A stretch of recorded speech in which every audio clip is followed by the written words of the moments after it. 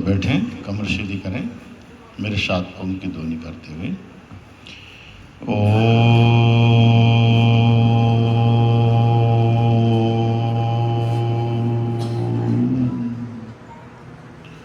चैतन्यं शाश्वतं शान्तं व्योमातीतं निरञ्जनं नादबिन्दुकलातीतं तस्मै श्रीगुरुवे नमः। नीलाम्भुजश्यामलगं कोमलाङ्गं सीतासमारोपितुभागवां पाणो महाचायकचारुचापं नमामि रामं रघुवंशनाथं। वसुदेवसुतं देवं कंसचाणूरमर्दनं देवकी परमानन्दं कृष्णं वन्दे जगद्गुरु। कृष्णं वन्दे जगद्गुरु। नारायणं नमस्कृतं चैव नरोत्तमं देवी सरस्वती व्यासं ततो जयमुदीरयेतं। ततो जयमुदीरयेतम्। ओम शांति शांति शांति। प्रेम से बोलिए सच्चिदानंद भगवान की, सतगुरुदेव महाराज की, कृष्ण बलदेव की, राजा रामचंद्र महाराज की, हंस भगवान की, हंस निर्वाण संप्रदाय की, रामानंद धाम की, गौ माता की, गंगा गीता गायत्री गौ माता की, सब हरि भक्तन की। आइए 2 मिनट भगवान नाम लेते हैं, वाणी को पवित्र करते हैं।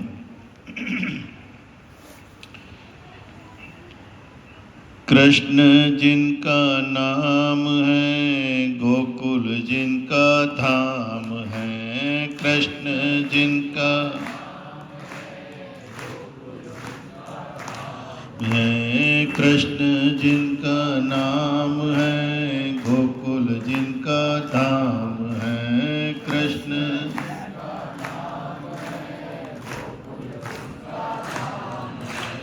ऐसे श्री भगवान को बारंबार प्रणाम है।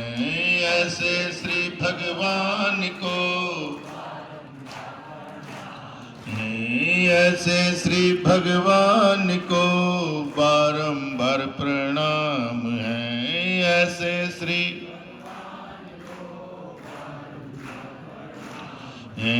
जसमती जिनकी मैया है, नंद जिनके बप्पा है। जसमती जिनकी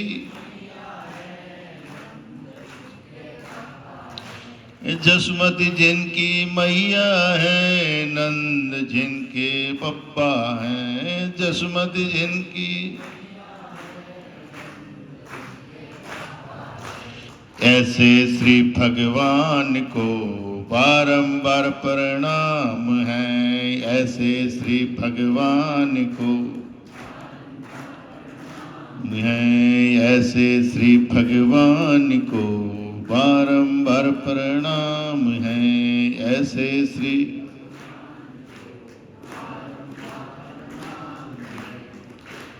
अर्चनीय वंदनीय प्रातः स्मरणीय जगत नियंता के चरण चरण में विराजमान अखिल ब्रह्मांड नायक परब्रह्म परमात्मा सदगुरुदेव एवं जगत जननी गौ माता के चरणारविंदों में शाश्वत दंडवत प्रणाम करते हुए मंच पर विराजमान मंच को सुशोभित करने वाले परम श्रद्धेय परम आदरणीय हंस निर्वाण पीठाधीश्वर विश्व गुरु जी अनंत श्री विभूषित स्वामी रामानंद जी महाराज और परम श्रद्धेय परम आदरणीय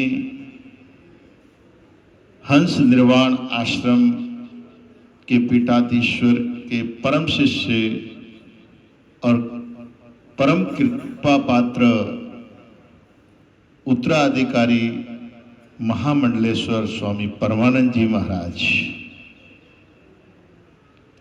इस सभा में विराजमान भक्तिमयी करुणामयी जगदम्बा अम्बा अम्बालिका भवानी के स्वरूप में मेरी माताएं बहनें एवं ब्रह्मा के स्वरूप में सज्जनों बंधुओं एवं भाइयों, ब्रह्मांड में होनहार तारों की तरह टिमटिमाते हुए बालक बालिकाएं, बड़े सौभाग्य की बात है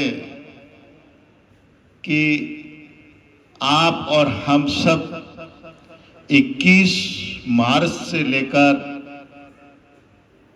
वैसे तो 20 मार्च से ही समझिए, और आज दिन तक हम उसी प्रयास में लगे थे परीक्षा देने में। जैसे एक विद्यार्थी पहले तो टेस्ट देता है, मौखिक भी होता है, कभी कभी लिखित भी होता है, फिर अर्धवार्षिक देता है, फिर टेस्ट देता है और फिर वार्षिक परीक्षा देता है।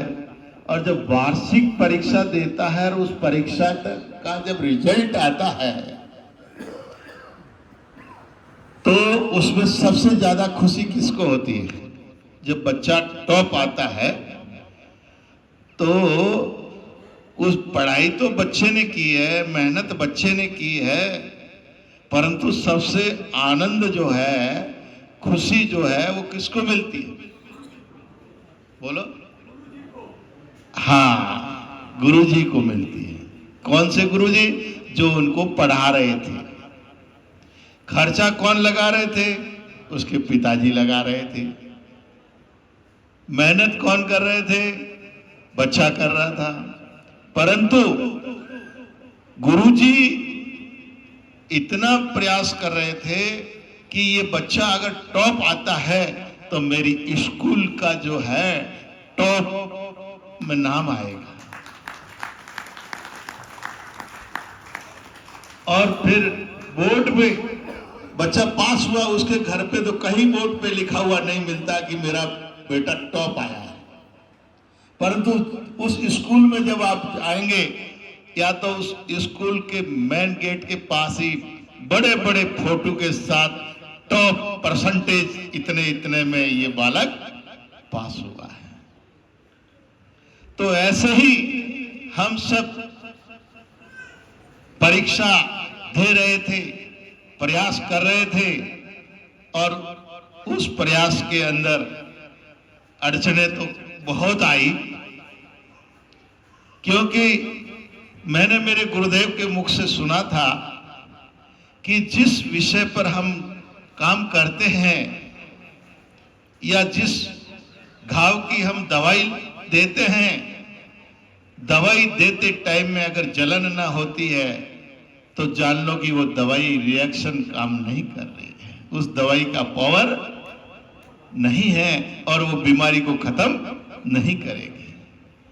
तो जब भी आप काम करो उस समय आपके पीछे लोग लगे हुए टांग खींचते हुए दिखाई दे, आपका अपवाद करे और आपको नीचे गिराने का काम करे, तब जान लो कि हमारी प्रयास भगवान को भी स्वीकार है और अब हमारा प्रयास भगवान तक पहुंच जाएगा। सफलता में कोई नहीं, हम पास हो। और अगर आप काम करें, कोई सब वाह वाह वाह वाह वाह वाह करे, तो जान लो कि हमारा काम सफल नहीं होगा। ये जरूर ध्यान देना। जो अपने होते हैं, इसीलिए एक बार हमारे राष्ट्रपति जी थे पूर्व, वो सुबह उठते उठते रोजाना प्रार्थना करते, हे सूर्य नारायण, हे भगवान, हे ईश्वर परमेश्वर, मुझे मित्रों से बचाना। क्या कहा? मुझे मित्रों से बचाना। तो उनके पीओ ने सुना कि अरे साहब, दुनिया में दुश्मनों से बचने के लिए तो सब कोई प्रार्थना करते हैं, परंतु आप तो मित्रों से बचने के लिए प्रार्थना करते हो।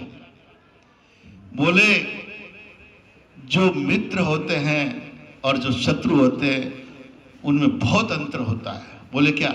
जितने शत्रु होते हैं उतना ही काम जल्दी सफल होता है और वो हमको सचेत रखते हैं, हमेशा जागृत रखते हैं और हमेशा हमारे सचेत रहने की हमको हिम्मत देते हैं।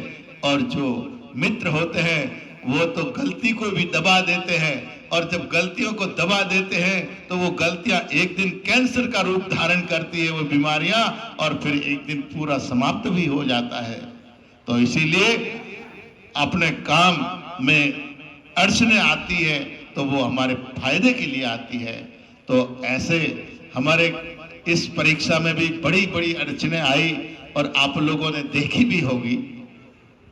और ये जिस दिन से शोभा यात्रा प्रारंभ हुई उसी दिन से अड़चने शुरू हो गई, बल्कि उससे एक दिन पहले से ही शुरू हो गई।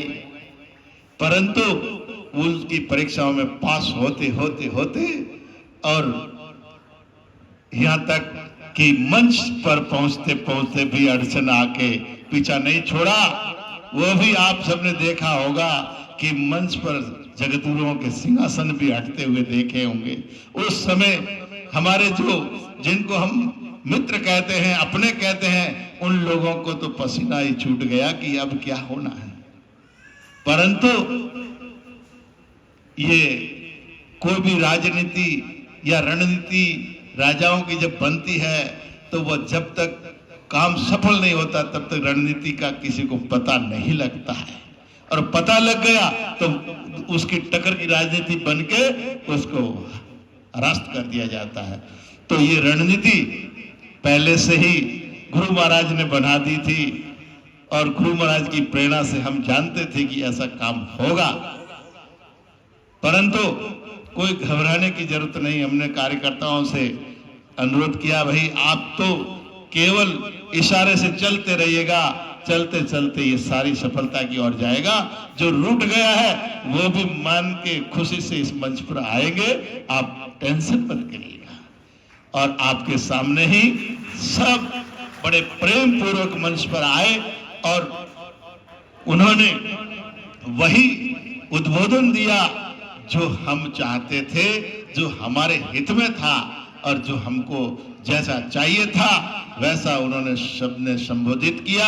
और सबने हमारे विश्व गुरु जी को तहे दिल से आशीर्वाद प्रदान किया, हमारे संप्रदाय को आशीर्वाद प्रदान किया, और हमारे गुरु परंपरा को हमेशा उन्होंने आगे बढ़ने का, दिन दूने रात चौगने, और हमेशा चंद्रमा सूर्य तक छूने का आशीर्वाद दिया कि हंस निर्वाण संप्रदाय कोई ऐरी गैरी संप्रदाय नहीं है। ये तो साक्षात अनादि काल से भगवान स्वयं हंस के स्वरूप में आकर सनकादिक ऋषियों को उपदेश दिया, और उपदेश देकर इस सृष्टि का संसर्जन किया, आगे परंपराएं चलाई। तो हमारी संप्रदाय कोई इन अखाड़ों से भी पुरानी है। ये अखाड़े भी जगत गुरु शंकराचार्य जी आए तब अखाड़ों का निर्माण हुआ। उन्होंने 10 नाम संन्यास बनाकर 7 अखाड़े सन्यासियों के और 4 वैराग्यों के अखाड़े बनाए। कुल 13 अखाड़े हैं, 13 अखाड़े बने गए।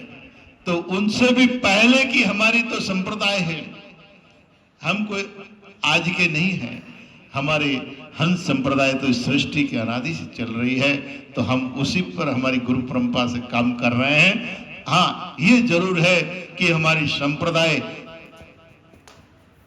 गुप्त थी, वो गुप्त थी, वो सृष्टि के अंदर हमारे, क्योंकि हर संप्रदाय या हर पार्टी कुछ समय उसमें लोग आने से, कुछ लोग ऐसे आते हैं जो कि पार्टी एकदम आगे बढ़ जाती। जैसे बीजेपी तो हमारे भारत आजाद हुआ जब से चल रही है, परंतु ऐसा व्यक्ति आया जो सारी पार्टियों को हरास्त करके आज नाम से जाना जाता है, उसके नाम से पार्टी जानी जाती है।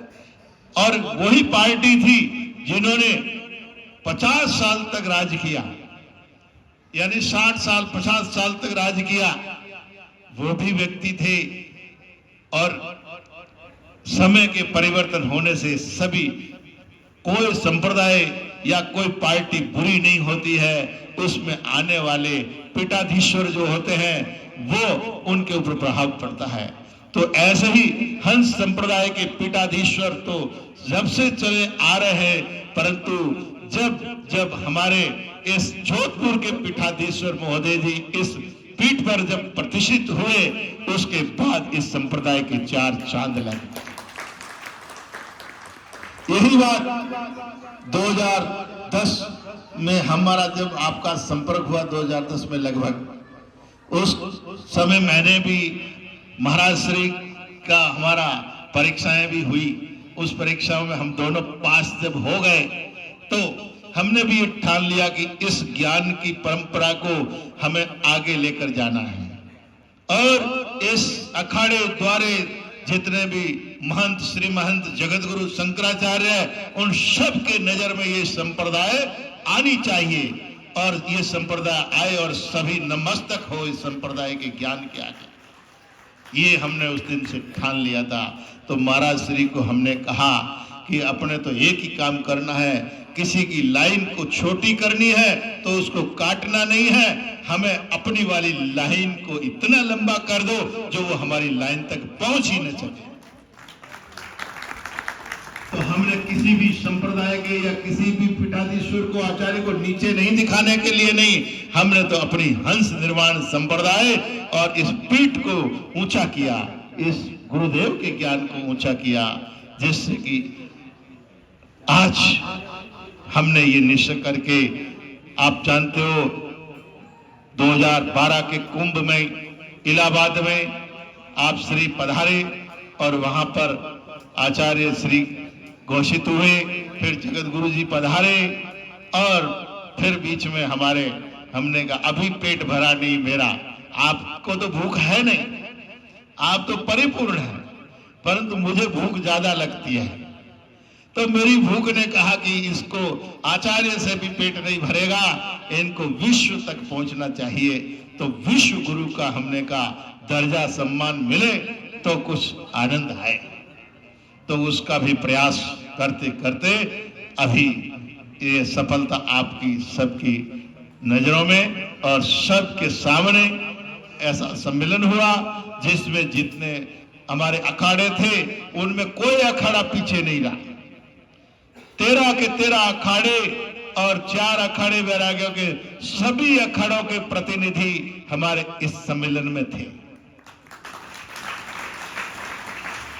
और 2-2 जगत गुरु हमारे यहाँ, लगभग जगत गुरु एक आसन पर नहीं बैठते हैं, एक ही जगह एक ही पहुंचता है, परंतु ये गुरु महाराज ने ही हौसला दिया, सद्बुद्धि दी, जिससे कि 2-2 गुरु एक मंच पर जगत गुरुओं को बुलाकर हमने प्रयास किया और हमारा प्रयास गुरुदेव ने सफल बनाया और आप रामानंद धाम सेवा समिति ने सफल बनाया। इससे मैं देख रहा था सबके चेहरों की उदासीनता, सबके चेहरे मुरझाए हुए थे, क्योंकि इधर से तो भागवत से आप लोग सब परिचित थे और हो ही रही थी। और हमारा वैसे मंच का टाइम 12 बजे से था सम्मेलन का, परंतु जिसके भी कारण जैसा हुआ आप सब लोग जानते ही हैं। और उस मंच पर सम्मेलन का कोई उद्बोधन भी नहीं हुआ कि अब सम्मेलन होगा। वो समिति जानती थी कि सम्मेलन होगा, परंतु पब्लिक को मालूम नहीं पड़ा। तो पब्लिक तो प्रसाद पाके अपना अपना रास्ता पकड़ा, परंतु जो हीरे थे, जिनको गुरु के प्यारे थे, जिनको गुरु हमेशा प्यारा था, वो जगह नहीं छोड़ा, क्योंकि उनको पता था कि हमारे गुरु का प्यार तो अभी बरसेगा, और वो हिले भी नहीं। तो जब मैं यहाँ आके देखा मंच पर कि मंच में तो जो हल्के हल्के थे तो आंधी आती है जब उड़ ही जाते हैं, परंतु जो मजबूत भगवान शिव जैसे होते हैं, वो हिलते हिलते नहीं है, वो जमे रहते हैं। तो पूरा पंडाल लगभग भरा ही था।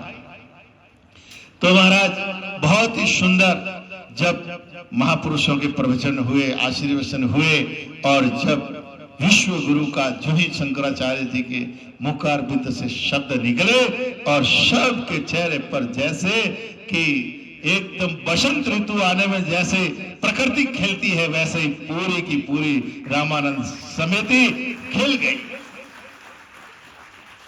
सबसे ज्यादा तो मुझे एक वो माता बैठी है ना, पहले नजर उस पर गई मेरी और इनके चेहरे पे गई। क्या बताऊं उस समय चेहरे का भाव था कि आहा, जैसे कि कोई मतलब बड़ा कोई धन का भंडार मिल गया हो, धन का भंडार मिल जाए, कैसे एकदम निर्धन आदमी खुशी होती है, वैसे ही मुझे तो ऐसे लगा कि ये इतनी खुशी कहीं इनके दिमाग से वापसी उतरेगी कि नहीं। हकीकत की बात है, उछलने लगी। तो वास्तविकता में ये खुशी परमात्मा की है, इसी को आनंद कहते हैं, इसी को गुरु का प्रेम कहते हैं, इसी को प्रभु का प्रेम कहते हैं।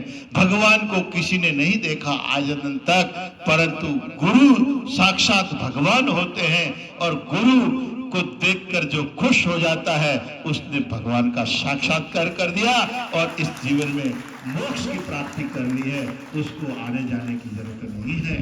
तो ये ज्ञान महाराज श्री हमारे स्वरूपानंद जी महाराज जो सदगुरुदेव है, उनका ज्ञान आज ये धरोहर आपके पास है, और वो धरोहर आपके दिलों में जन जन के जब गई तो आपका प्यार बढ़ा है, और वही प्यार हमें भी मिला और हम भी उसी प्यार के लिए आए गए।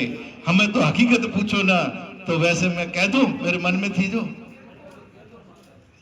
हकीकत में जब कथा शुरू हुई और राम प्रसाद जी ने मुझे जो बताया और जो